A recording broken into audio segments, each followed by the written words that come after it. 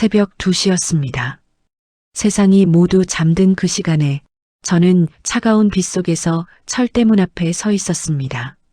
손에는 딸아이 옷가지 몇 벌이 든 검은 비닐봉지 하나, 등에는 빗속에서도 잠들어 있는 7살 소윤이를 업고 있었죠. 그리고 제 얼굴에는 오물이 흘러내리고 있었습니다. 지금 이 말을 꺼내는 제 손이 아직도 떨립니다.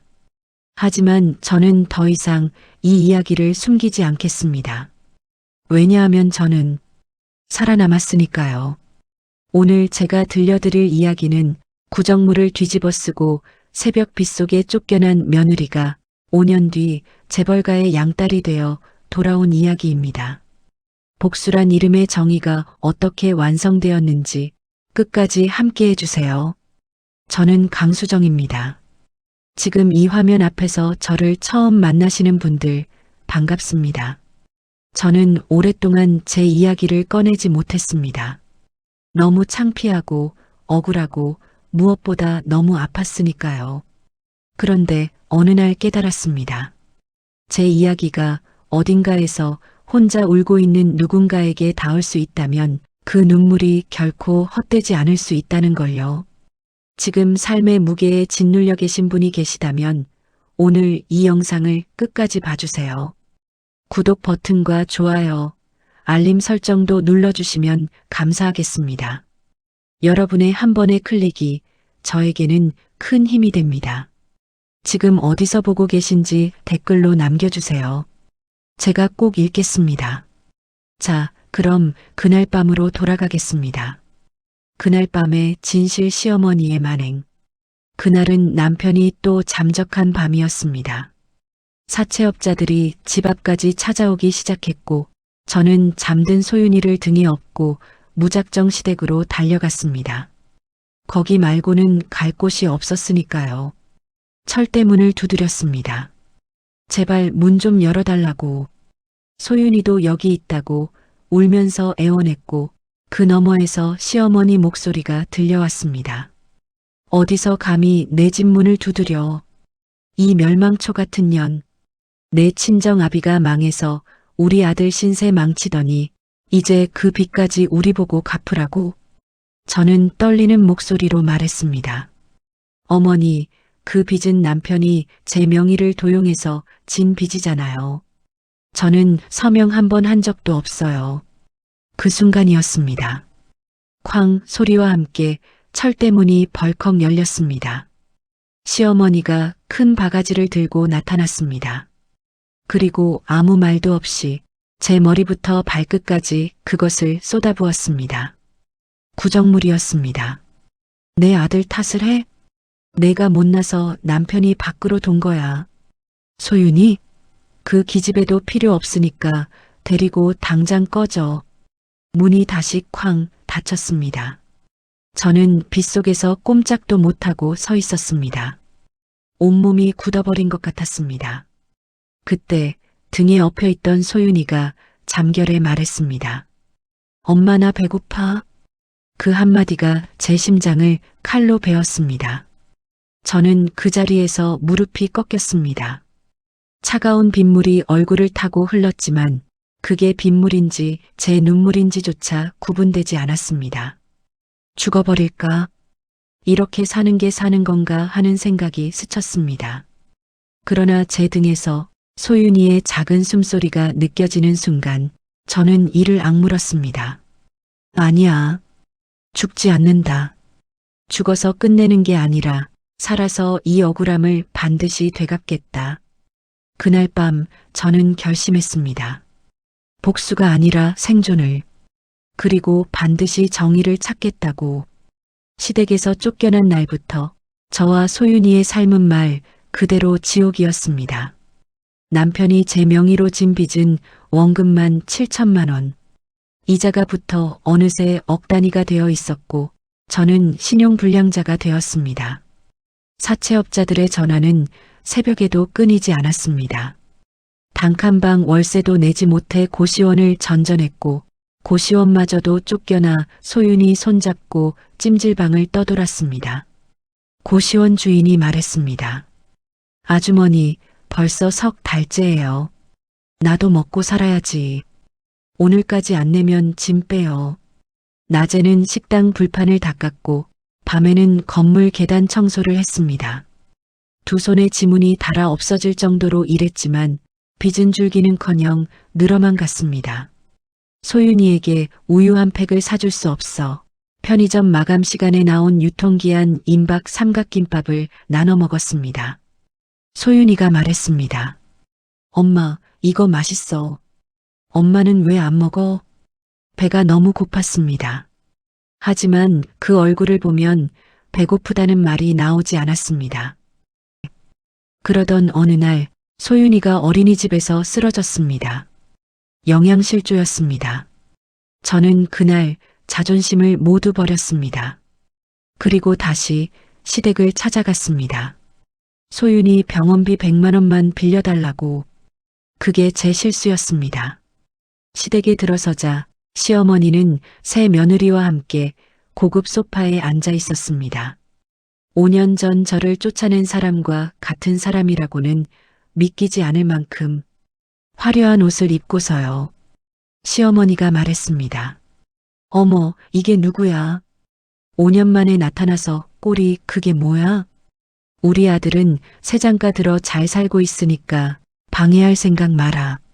새 며느리가 비웃으며 말했습니다. 돈이 필요하면 일을 하세요. 여기까지 와서 구걸이에요?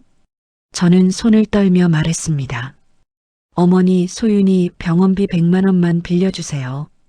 아이가 쓰러졌어요. 시어머니는 잠시 생각하는 척하더니 입을 열었습니다.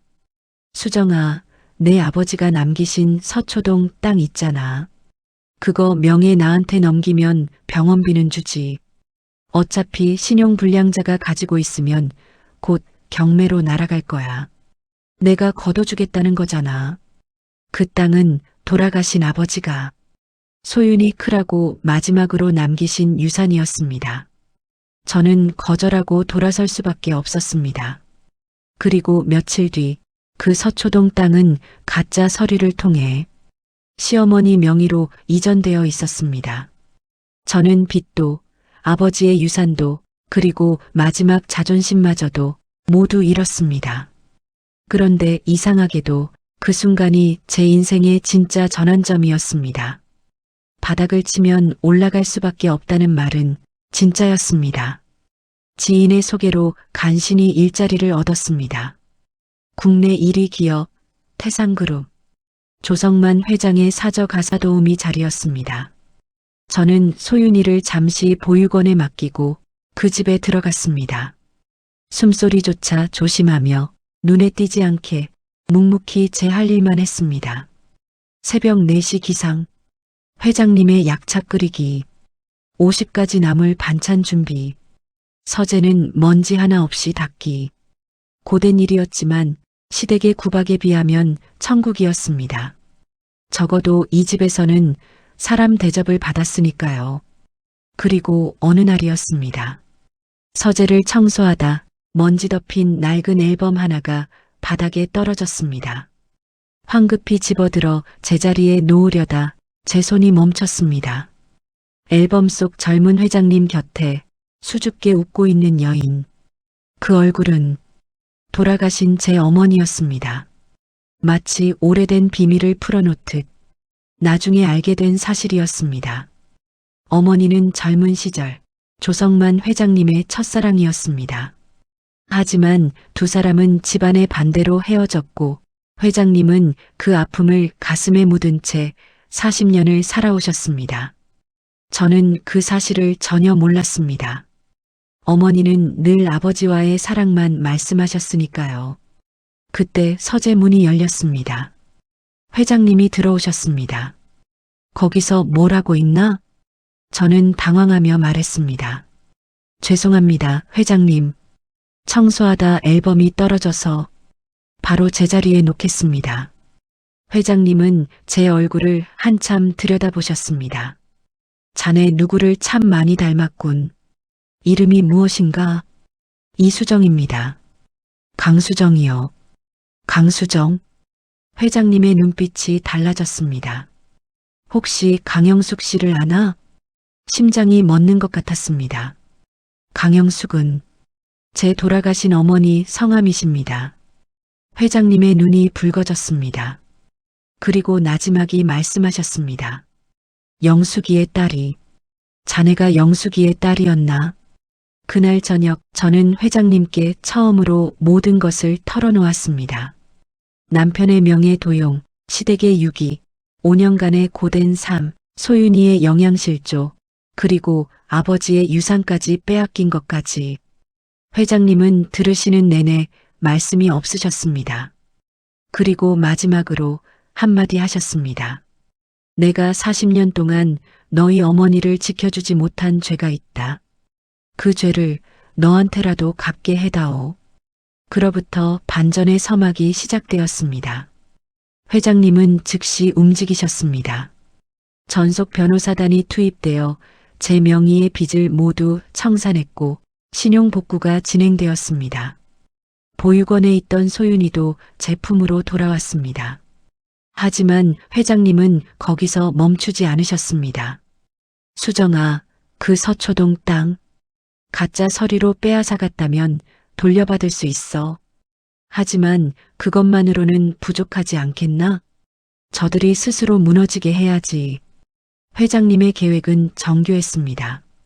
서초동 그 땅이 대규모 국제 컨벤션 센터 부지로 선정될 예정이라는 소문을 제게 조용히 흘리셨습니다.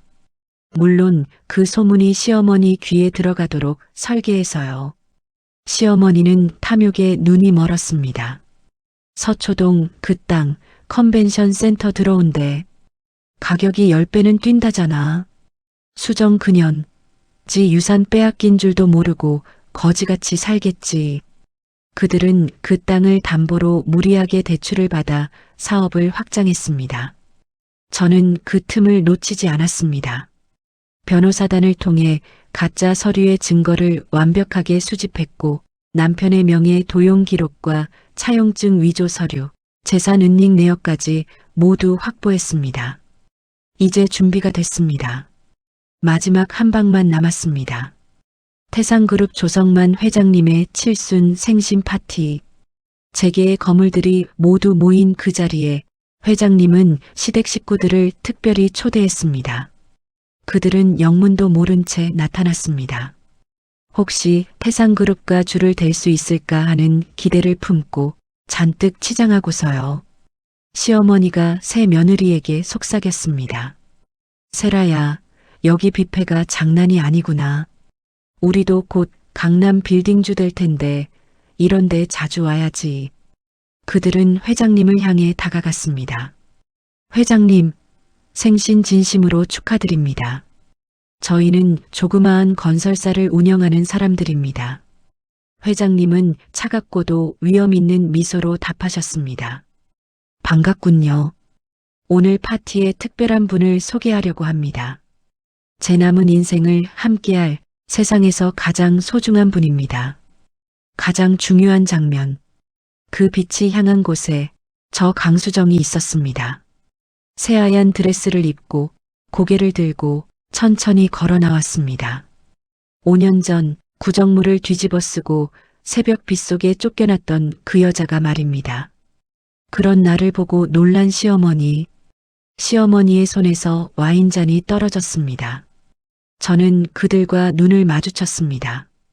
5년 전 그날 밤처럼 눈물도 없이 흔들림도 없이.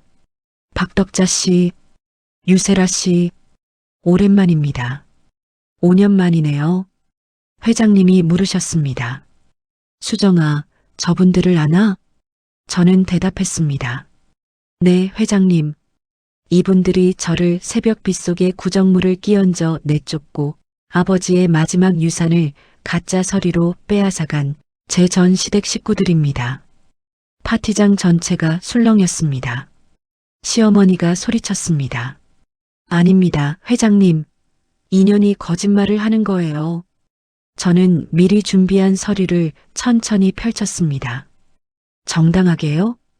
박덕자 씨가 위조한 인감증명서, 남편이 제 명의로 작성한 가짜 차용증, 그리고 재산 은닉 내역.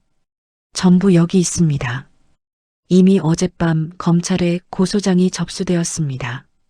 경찰이 파티장으로 들어왔습니다. 박덕자 씨, 유세라 씨, 사기, 사문서 위조, 재산 은닉 혐의로 긴급 체포합니다. 동행해 주시죠. 시어머니가 소리쳤습니다. 이수정, 이년아, 내가 감히 나한테. 이거 나요. 난 사기꾼 아니야. 새 며느리가 울부짖었습니다. 형님, 저는 그냥 어머니가 시키는 대로. 제발요. 저는 그들이 끌려나가는 뒷모습을 바라봤습니다. 복수심이 끓어오르기를 기대했는데 이상하게도 그저 담담했습니다. 정의가 제자리를 찾을 때 사람은 분노 대신 고요함을 느끼는 모양입니다. 저는 조용히 말했습니다. 당신들이 저와 소윤이에게 한 짓 이제 스스로 책임지세요. 서초동 땅은 제 명의로 돌아올 것이고 당신들이 그 땅을 담보로 받은 대출은 고스란히 당신들이 갚아야 할 빚이 될 겁니다. 잠적했던 전 남편도 같은 날 체포되어 도박죄와 사기죄로 징역형을 선고받았습니다. 서초동 땅은 법원 판결로 제 명의로 돌아왔고 태상그룹의 개발 사업이 진행되며 수천억 원의 가치를 가진 땅이 되었습니다. 그들은 모두 자신들이 쳐놓은 탐욕의 덫에 스스로 걸려 무너졌습니다. 봄이 왔습니다. 모든 일이 정리된 후 저는 조성만 회장님의 양딸로서 새로운 삶을 시작했습니다. 그리고 제 이름으로 장학재단을 설립했습니다. 저처럼 가난과 시련에 짓눌린 싱글맘들, 명예 도용과 채무 폭력에 시달리는 여성들을 돕는 재단입니다. 소윤이는 회장님의 무한한 사랑 속에서 건강하고 밝게 자라고 있습니다. 엄마, 할아버지랑 나비 보러 가요. 그래, 소윤아. 같이 가자. 회장님이 말씀하셨습니다. 수정아, 내가 웃는 모습을 보니 영숙이가 하늘에서 참 좋아하겠구나. 고맙다, 내 딸이 되어줘서. 5년 전 새벽 구정물을 뒤집어 쓰고 쫓겨났던 그 여자는 이제 없습니다. 저는 이제 제 삶의 당당한 주인입니다. 오늘 제 이야기 어떠셨나요? 저는 이 이야기를 꺼내기까지 정말 오래 망설였습니다. 하지만 지금 어딘가에서 저처럼 혼자 눈물을 삼키고 있는 분이 계신다면 이 말을 꼭 전하고 싶었습니다. 인생의 밑바닥에 있다고 느껴질 때 절대 포기하지 마세요. 운명은 반드시 뒤바뀌는 순간이 옵니다. 그 순간까지 살아내는 것, 그게 가장 위대한 복수입니다. 오늘 영상이 도움이 되셨다면 구독 버튼과 좋아요, 알림 설정 꼭 부탁드립니다. 지금 어디서 보고 계신지 댓글로 남겨주세요. 제가 하나하나 읽겠습니다. 여러분의 이야기도 언제든 기다리고 있습니다. 끝까지 함께 해주셔서 진심으로 감사합니다.